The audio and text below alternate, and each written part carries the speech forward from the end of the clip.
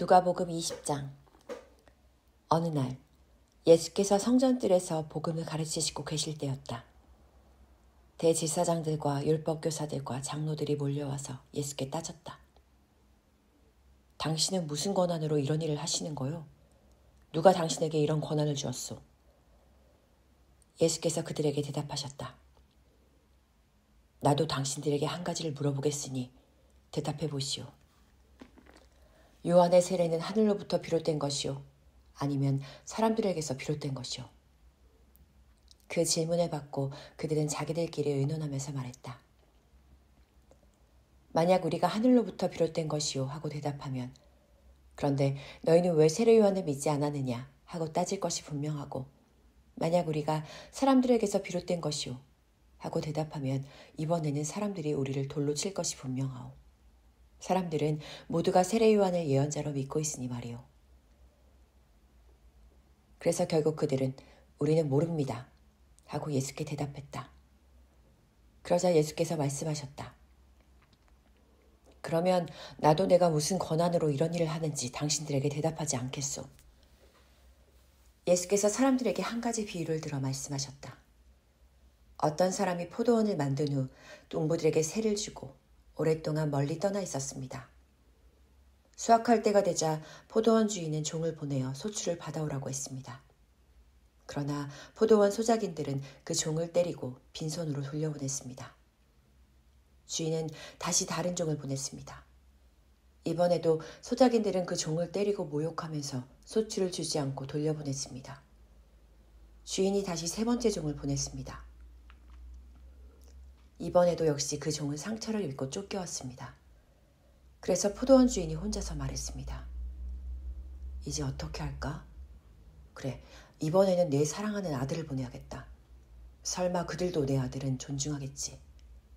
그러나 소작인들은 주인의 아들을 보자 이렇게 말했습니다. 이거야말로 참으로 좋은 기회다. 자기 아버지가 죽으면 이 사람이 이 땅을 전부 상속할 테니 아예 이 사람을 죽여버리자. 그러면 이 포도원은 우리 소유가 될 것이 아닌가. 그래서 소작인들은 주인의 아들을 포도원 밖으로 끌어내어 죽여버렸습니다. 자, 일이 이렇게 되었으면 여러분의 생각에 그 포도원 주인이 어떻게 할 것 같습니까? 내가 여러분에게 분명히 일러둡니다. 마침내 포도원 주인이 직접 와서 그 소작인들을 다 죽이고 그 포도원을 다른 소작인들에게 맡길 것입니다. 비유가 끝나자 이 말씀을 듣고 있던 사람들이 예수께 말했다. 설마 그들이 그런 짓이 하겠습니까? 그러자 예수께서 그들을 똑바로 바라보시며 말씀하셨다. 그렇다면 성경에 기록된 대로 집 짓는 사람들이 쓸모없다고 버린 돌이 모퉁이를 받치는 머릿돌이 되었다 라는 말이 무슨 뜻입니까? 누구든지 그 돌 위에 떨어지는 사람마다 깨어질 것이고 그 돌이 누구 위에 떨어지든 그 사람은 가루가 될 것입니다. 대제사장들과 율법교사들은 예수께서 말씀하신 이 비유를 듣고 그것이 자기들을 빗대어 한 말씀인 줄 알았다. 그래서 당장이라도 예수를 체포하고 싶었지만 사람들의 시선이 두려워 어찌하지 못했다. 그리하여 대제사장들과 율법교사들은 예수를 주의 깊게 감시하면서 기회를 엿보아 예수를 로마 총독에게 고발할 곳을 찾으려고 첩자들을 보내어 그들로 하여금 의로운 사람이지 하면서 예수께 접근하게 했다. 그런 첩자들이 예수께 물었다. 선생님, 우리는 선생님이 말씀하시고 가르치시는 것들이 전부 옳다는 것을 잘 알고 있습니다.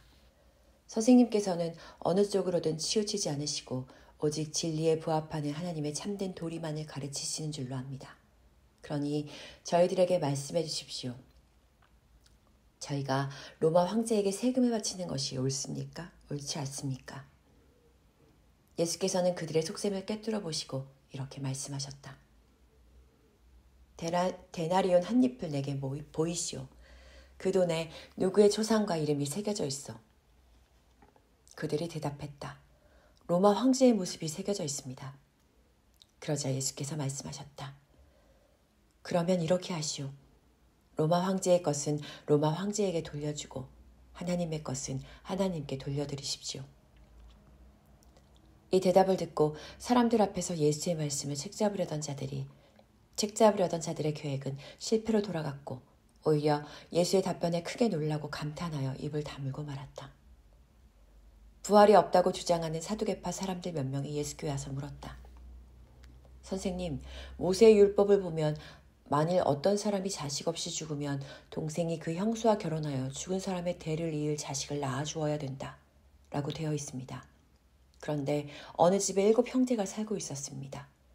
맏형이 결혼을 했는데 자식 없이 죽었습니다. 그래서 둘째가 그 형수와 결혼했지만 그 역시 자식을 두지 못하고 죽었습니다. 그래서 차례대로 7 형제가 다 그 여자와 결혼했지만 아무도 자식을 남기지 못한 채 죽고 말았습니다. 그러다가 마침내 그 여자마저도 죽었습니다.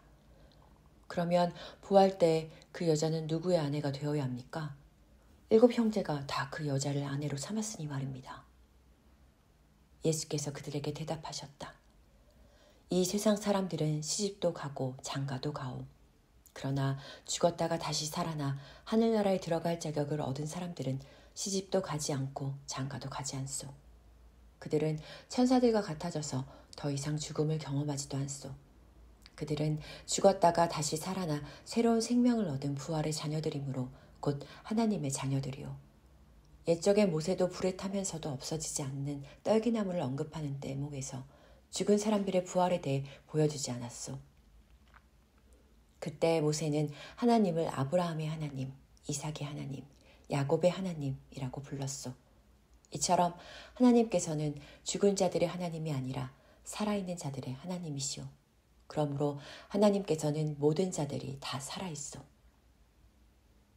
이 말씀을 듣고 율법교사들 가운데 몇 사람이 말했다. 선생님, 옳은 말씀입니다. 그러자 사두개파 사람들은 더 이상 예수께 감히 묻지 못했다. 예수께서 그들에게 계속 말씀하셨다. 당신들은 어찌하여 그리스도를 다윗의 자손이라 하는 것이오? 다윗 자신이 친히 쓴 시편을 보면 주님께서 내 주께 이르신 말씀이라. 내가 네 원수들을 네 발 아래에 굴복시킬 때까지 너는 여기 내 오른쪽에 앉아 있어라 하였소. 자, 보시오. 다윗은 그리스도를 주라고 불렀는데 어떻게 그리스도가 다윗의 자손이 될 수 있단 말이오?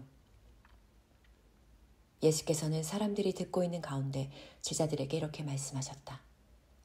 너희는 율법교사들을 조심하여라. 그들은 긴 옷을 입고 다니기를 좋아하고 거리에서 사람들에게 인사받기를 즐기며 회당과 잔치집에서는 윗자리에만 앉으려 한다. 그들은 과부들의 재산을 가로채 삼키면서 사람들에게 거룩하게 보이려고 큰 소리로 길게 기도한다. 이런 사람들에게는 장차 하나님의 무서운 심판이 내릴 것이다.